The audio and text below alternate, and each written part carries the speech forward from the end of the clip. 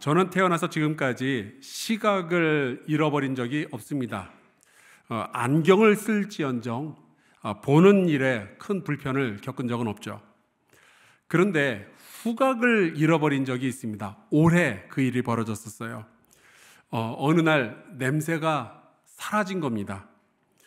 그 좋은 커피 향도 맡을 수가 없고요. 아내가 집에서 김치찌개를 끓이는데도 그 맛있는 냄새를 맡질 못하는 거예요. 그러니까 밥을 먹는데 밥맛도 별로 없었습니다. 어떤 분은 그런 말씀을 하셔요. 목사님, 그러면 살 빼는데 도움이 되지 않습니까? 그렇지 않습니다. 저의 경우는 그렇지가 않았어요. 오히려 냄새가 나질 않으니까 음식을 먹으면 허전한 거예요. 뭔가가 채워지지 않으니까 그걸 채우려고 자꾸만 더 먹게 되더라고요.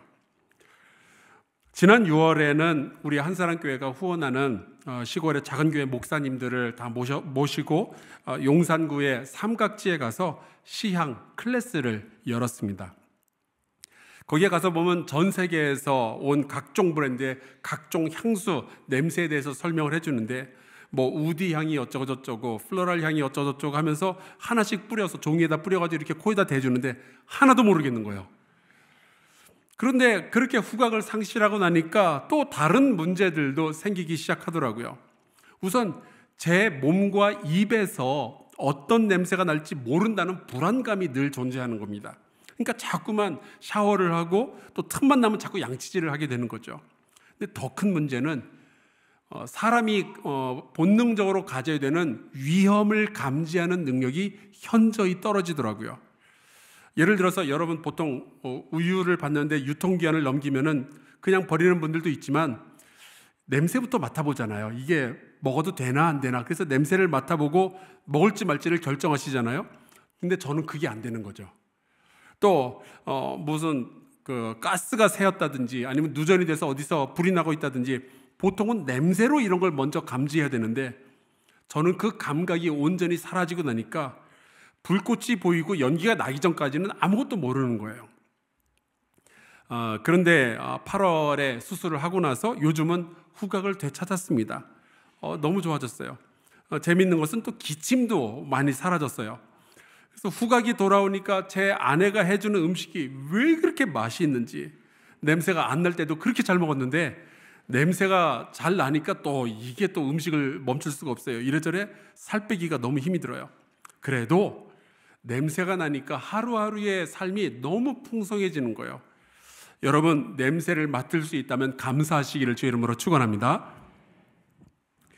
그런데 여러분, 만약에 우리가 가지고 있는 이 5가지 감각 중에 하나를 잃어버려야 한다면 여러분은 뭘 제일 먼저 포기하시겠어요?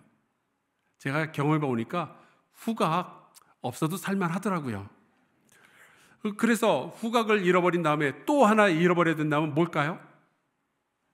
아마도 미각일 겁니다. 어쩌면 여러분 중에는 이 미각이 좀 사라져주면 좋겠다 생각하시는 분들도 있을지 모르겠어요. 입맛이 너무 돌아서 큰일 난 분들. 그런데 여러분, 후각과 미각은요, 잃어버려도 장애인 등급이 안 나오더라고요. 청각을 잃으면 장애인이 될 수 있습니다. 그런데 귀가 잘 안 들리는 분들 얘기를 들어보니까 속은 편하다는 말씀을 또 하셔요. 속은 남들이 터지는 거지 저는 괜찮습니다 그러시더라고요. 근데 시각을 잃어버리면 불편해지는 게 한두 가지가 아닙니다. 나도 불편하고 내 주변에 있는 사람들도 너무 불편해지죠. 그래서 옛말에 몸이 천냥이면 눈이 900냥이라는 얘기를 했던 모양이에요. 우리 잠깐 좀 실험을 해볼까요? 여러분 다 눈을 감아주시기 바랍니다. 완전히 감아주세요. 쇳눈도 뜨지 마시고 눈을 꼭 감아주시기 바랍니다. 그렇다고 이참에 주무시면 안 되고요. 잠깐만 기다려주세요. 자, 이제 아무것도 안 보이죠? 이제 제가 화면에 글을 하나 띄워놓겠습니다. 여러분은 눈을 감으신 채로 제가 화면에 무엇을 띄워놓았는지 한번 느껴보세요. 뭔지 어떻게 느껴지십니까? 안 되나요? 자, 이제 눈을 뜨고 화면을 보겠습니다. 이제 보입니까? 다 같이 읽어볼까요? 시작. 안 되죠? 이제는 보이는데 읽을 수가 없어요. 이거는 한글도 아니고 영어도 아니고 헬라어입니다.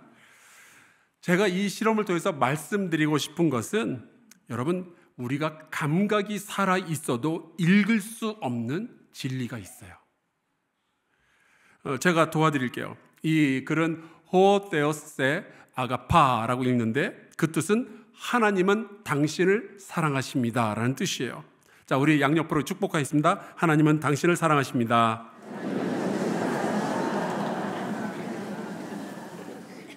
저기 2층에 계신 분들, 하나님은 여러분을 사랑하십니다. 아멘. 근데 우리가 이 실험을 통해서 알 수 있는 것은 시각이 없으면 볼 수가 없다. 감각이 사라지면은 볼 수가 없어요. 둘째, 시각이 있어도 누군가 글을 써놓지 않으면 볼 것이 없을 거다. 셋째, 시각이 있고 누군가 글을 써놓아도 글을 읽고 해석하는 것은 완전히 다른 차원의 문제다. 여러분 다 동의하십니까? 여러분, 하나님이 우리를 사랑하신다는 이 단순한 진리 하나를 깨닫기 위해서 우리에게는 너무나도 많은 조건이 있어야만 하는 거예요. 우리의 영적인 감각이 깨어 있어야 되고, 누군가가 하나님이 우리를 사랑하신다는 말씀을 전해줘야 되고, 그 말씀을 깨달아 알을 수 있는 능력도 내게 있어야 되는 거죠. 그래서 여러분, 진리라는 것은 우리가 노력한다고 발견할 수 있는 게 아닌 겁니다. 하나님이 우리의 눈을 뜨게 해 주실 때 비로소 이 진리를 발견할 수가 있게 되는 거죠. 여러분, 구원이라는 것은 우리가 노력해서 얻을 수 있는 것이 아닌 거예요. 오직 하나님이 우리에게 구원을 주실 때만 우리가 받을 수가 있는 거죠.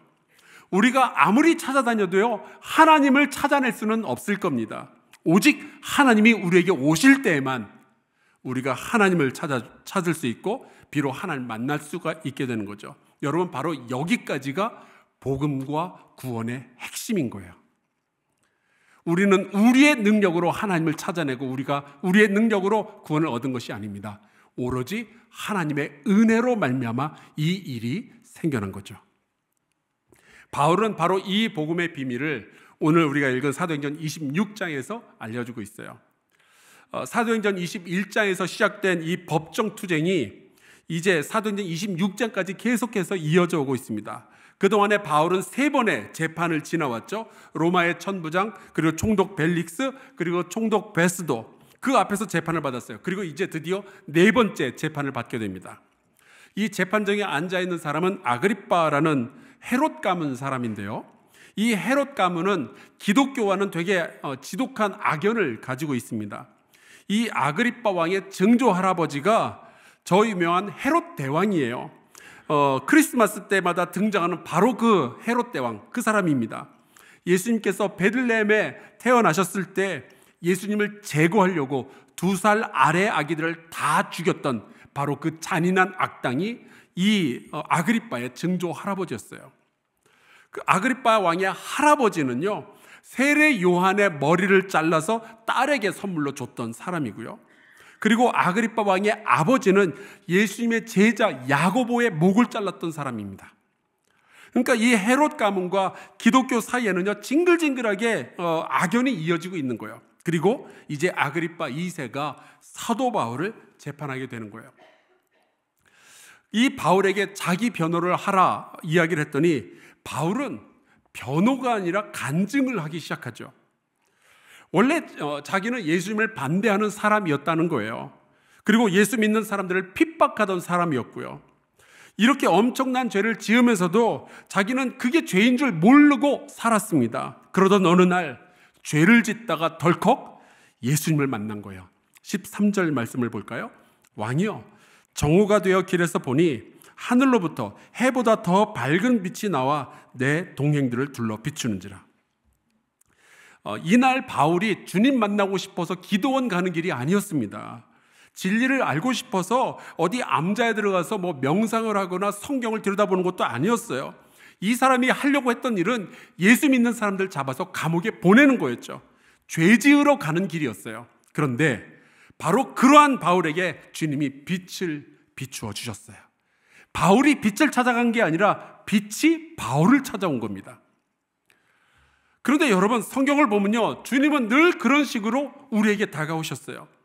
2000년 전에 이 땅에 인간의 몸을 입고 오셨죠. 찾아오신 거예요.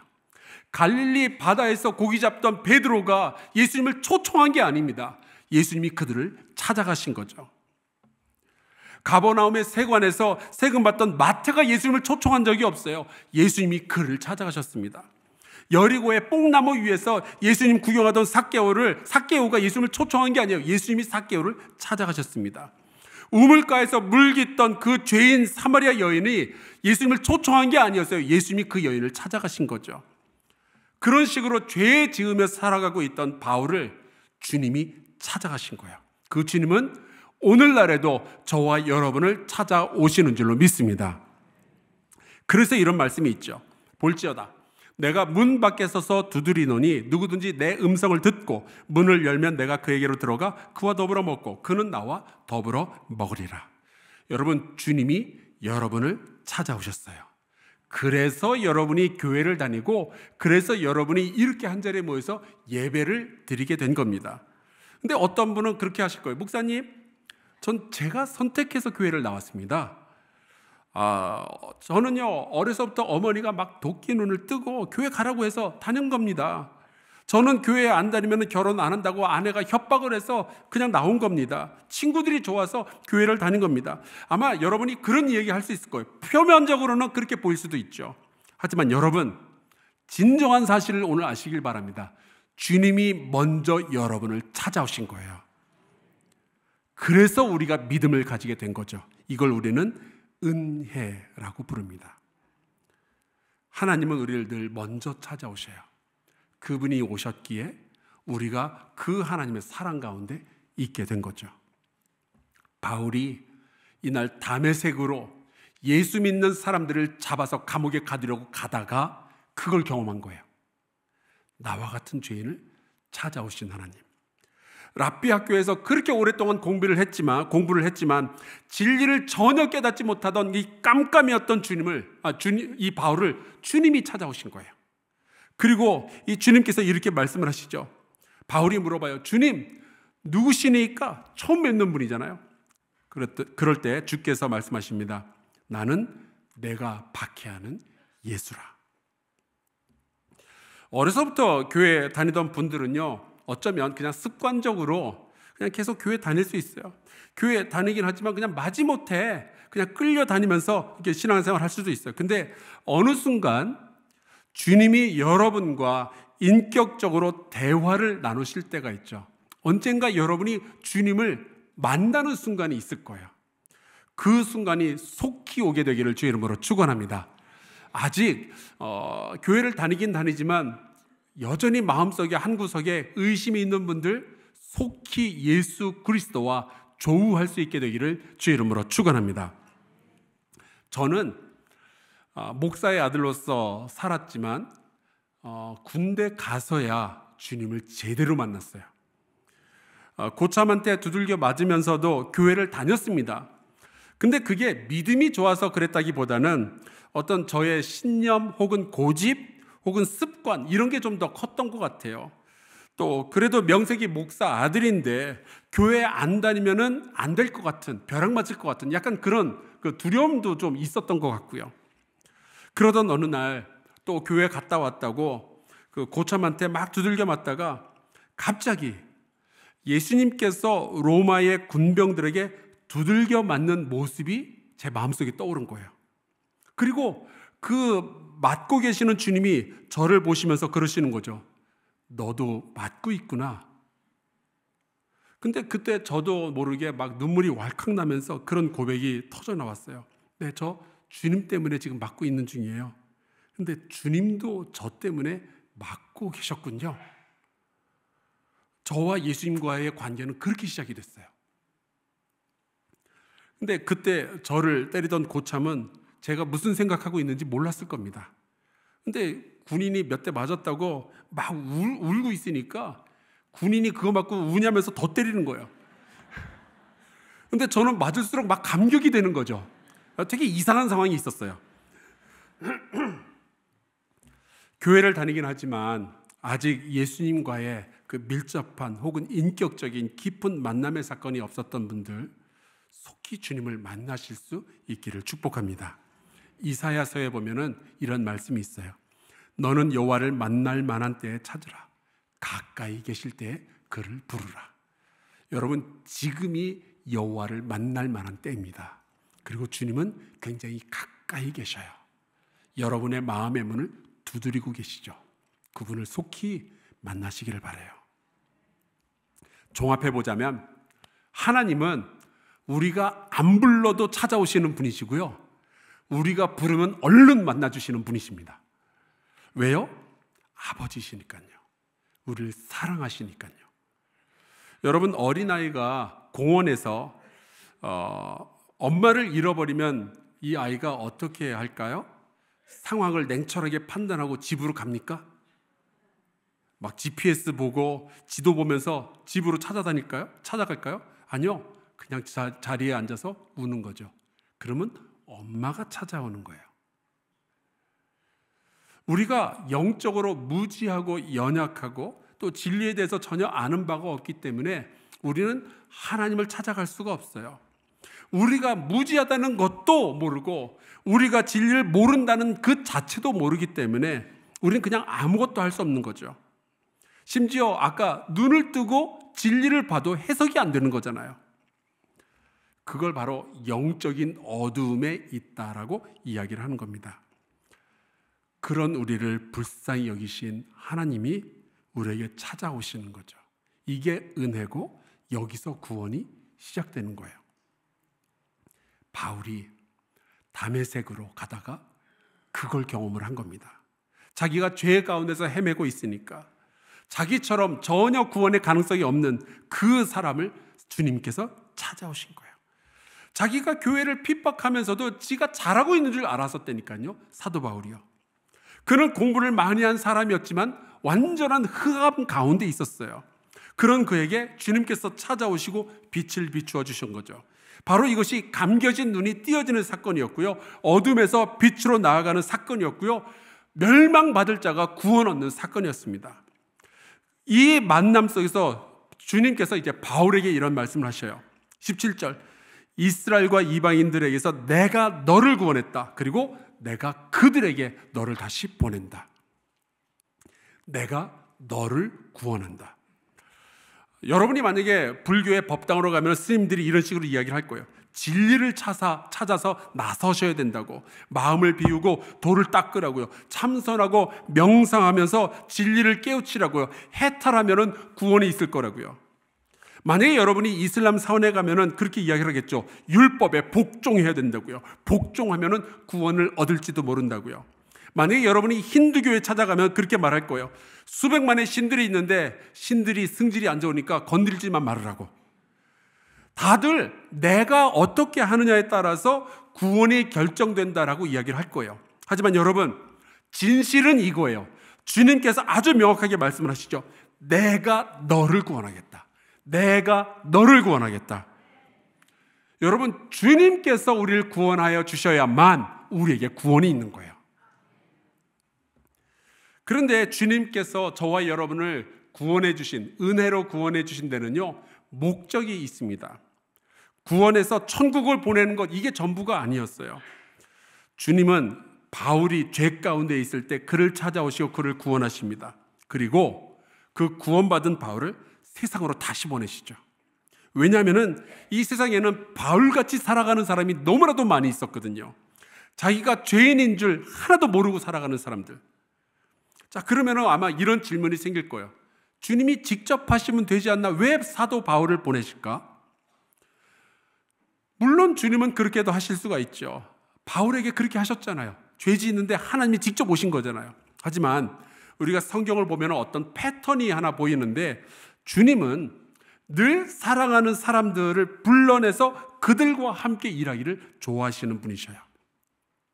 하나님이 아브라함을 부르실 때도 내가 알아서 모든 열방에게 복을 주겠다라고 말씀하신 것이 아니라 너를 통하여 열방과 족속들에게 복을 주겠다라고 말씀을 하시죠. 또 하나님께서 이스라엘을 애굽 땅에서 구원해 내실 때에 내가 혼자 알아서 다 할게 라고 하신 것이 아니라 모세를 불러내어서 너를 통하여 내가 내 백성을 구원하겠다라고 하십니다. 하나님은 우리를 통하여서 또한 우리의 가족과 우리의 동료들, 이 세상을 구원하는 놀라운 계획을 지금 가지고 계시는 거예요. 하지만 사람이 해야 되는 일과 하나님이 하시는 일은 명확하게 구분이 됩니다. 바울이 해야 되는 일은 주님께서 가라 하시는 곳으로 가는 거죠. 마게도냐로 가라 하면 마게도냐로 가는 거고요. 거기서 복음을 전하라 하면은 복음을 전하는 겁니다. 그런데 말씀을 보면은 복음이 전달되는 바로 그 현장에서 하나님께서 하시는 일이 있대요.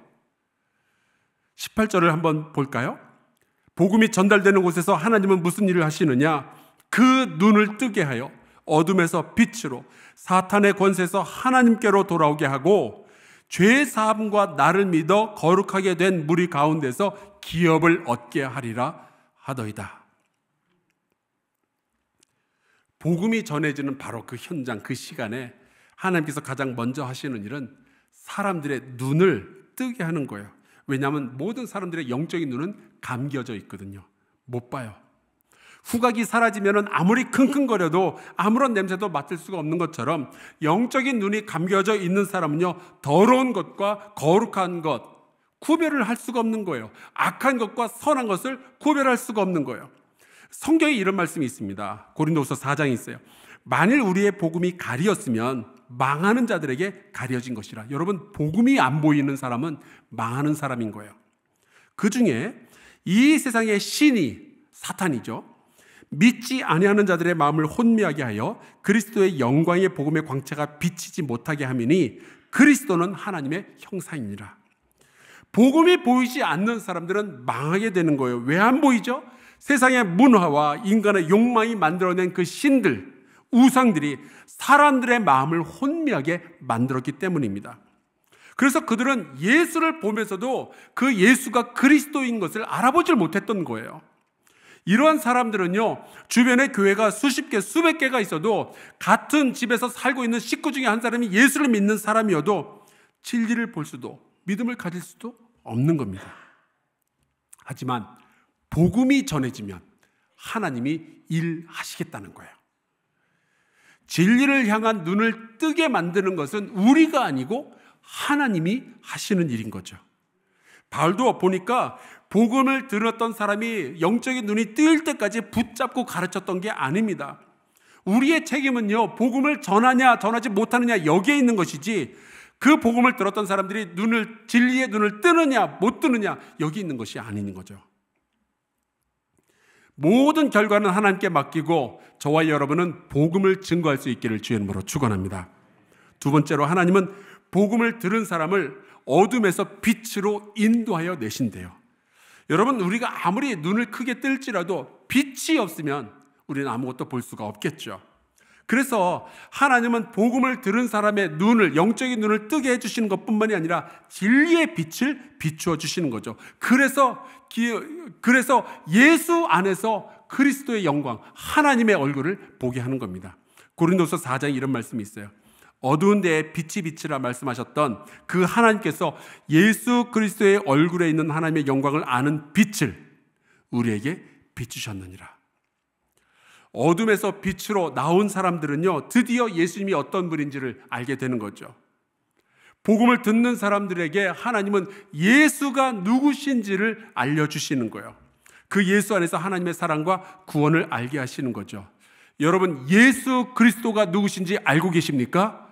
여러분, 예수 그리스도가 여러분의 주님이라고 고백하고 계십니까? 그러면 여러분은 어둠에서 빛으로 나온 사람들인 거예요.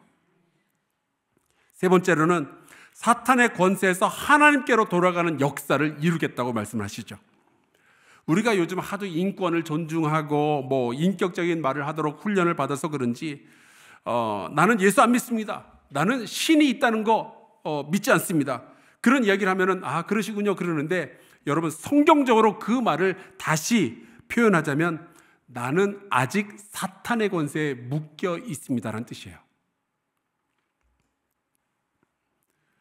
여러분의 집에 함께 사는 남편이나 혹은 아내가 나는 예수 안 믿어라고 이야기를 한다면 정확한 표현으로는 그분이 아직 사탄에게 묶여 있다라는 뜻입니다. 여러분의 자녀가 예수를 안 믿고 있습니까? 분명히 아셔야 됩니다. 여러분의 아들은 혹은 여러분의 딸은 불행히도 아직까지 사탄의 권세에 지금 눌려 있는 거예요. 여러분 살려내셔야 되지 않겠어요? 복음을 전해봤는데 잘 안 되던데요. 우리 아들 전도하면 막 화를 내던데요. 여러분 그래서 포기하실 건가요? 만약에 포기하시겠다고 하면은 복음을 의심할 게 아니라 여러분의 사랑을 의심하는 게 맞는 거죠.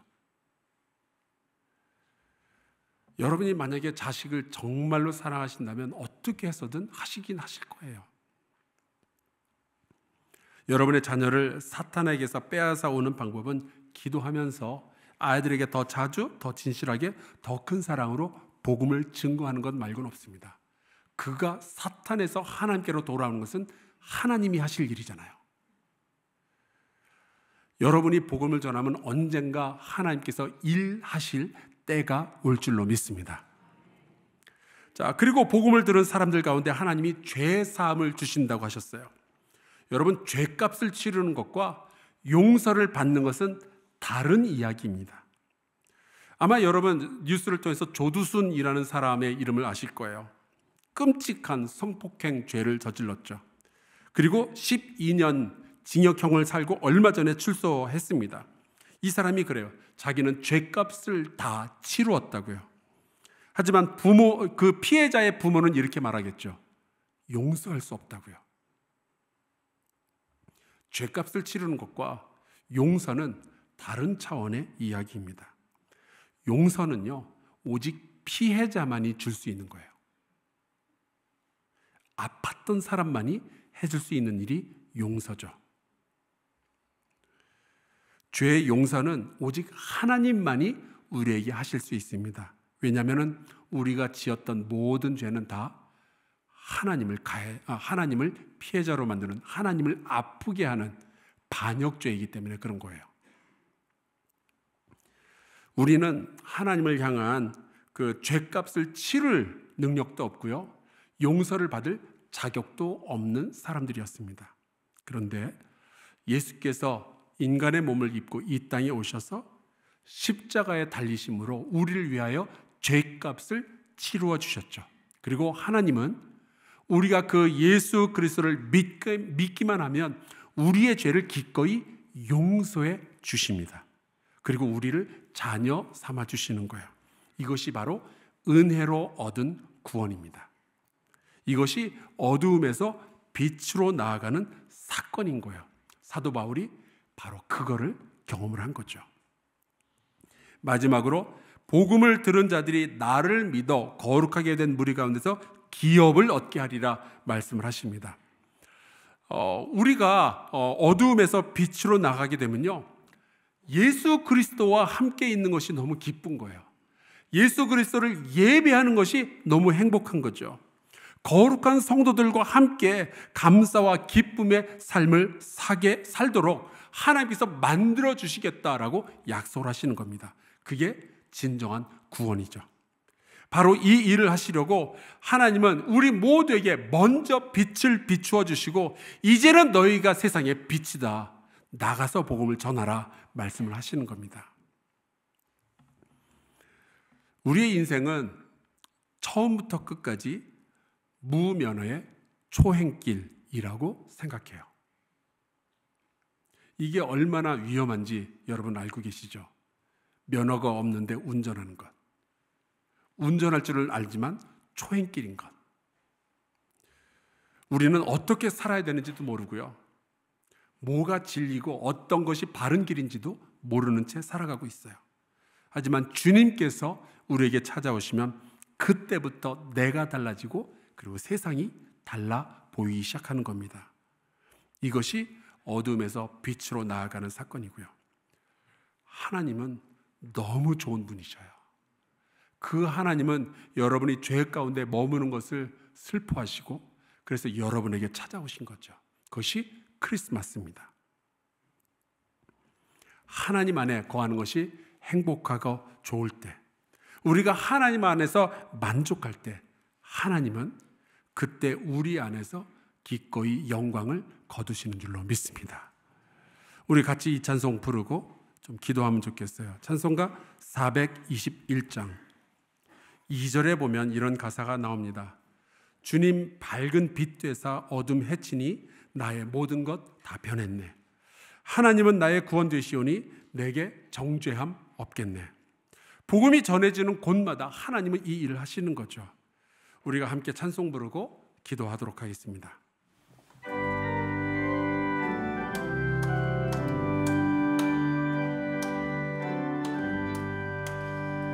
내가 예수 믿고서 죄사함받아 나의 모든 것 다 변했네. 지금 내가 가는 길 천국 길이요 주의 피로 내 죄가 씻겼네. 나의 모든 것 변하고 그 피로 구속받았네. 하나님은 나의 구원 되시오니 내 정죄함 없겠네. 주님 밝은 빛 되사 어둠에 치니 나의 모든 것 다 변했네. 지금 내가 주 앞에 온전케 되는 주의 공로를 의지하밀세. 나의 모든 것 변하고 그 피로 구속받았네. 하나님은 나의 구원 되시오니 내게 정죄함 없겠네. 박수하면서 찬양합시다. 내게 성령이 임하고 그끝신 사랑 나의 맘에 가득 채우며 모든 공포 내게서 물리치시니 내 맘 항상 주 안에 있겠네. 나의 모든 것 변하고 그 피로 구속받았네. 하나님은 나의 구원 되시오니 내게 정죄함 없겠네. 우리 잠시 통성으로 기도합시다. 혹시 영적인 어두움을 느끼는 분들이 계신다면 오늘 진리의 빛을 달라고 기도하시기 바랍니다. 하나님이 가까이 계셔요. 나를 만나 주시옵소서 기도하시기 바랍니다. 또한 하나님으로 인하여 만족스러운 분들은 이제 내가 복음 전하는 사람이 되게 하여 주시옵소서. 우리 한사랑교회가 복음을 전하고 하나님과 함께 일하는 공동체가 되게 하여 주시옵소서. 통성으로 기도하겠습니다. 전능하신 하나님 도와주시기를 간절히 소망합니다. 아버지, 우리가 은혜로 구원받은 사람들입니다. 죄악 가운데서 진리가 뭔지도 모르고 예수가 누군지도 모르고 살아가다가 이제 비로소 주님을 알게 되었고 하나님 우리가 믿음으로 구원을 얻게 되었습니다. 이 은혜를 받은 우리가 아버지 하나님 이제 복음을 전할 수 있도록 역사하여 주시옵소서. 하나님 흑암 가운데서 살아가는 사람들에게 주의 복음의 말씀을 전하고 하나님 저희도 하나님의 구원받은 백성이 될 때까지 아버지 우리가 복음 전하는 이 일을 쉬지 아니하도록 주여 주께서 역사해 주시기를 간절히 소망합니다. 한사랑교회가 복음 전하는 교회 될 수 있도록 아버지 역사하여 주시옵소서.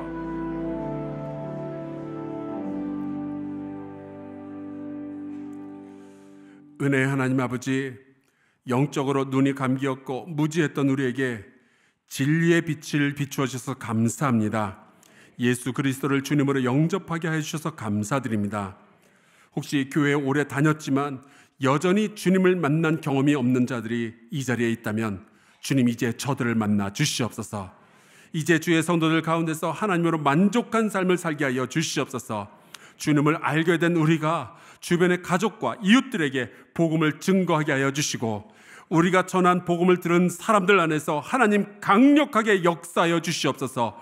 그들의 영적인 눈이 열리게 하시고 저희도 어둠에서 빛으로 옮겨지며 구원의 기쁨을 누리게 하여 주시옵소서. 예수 그리스도의 이름으로 기도하옵나이다. 아멘.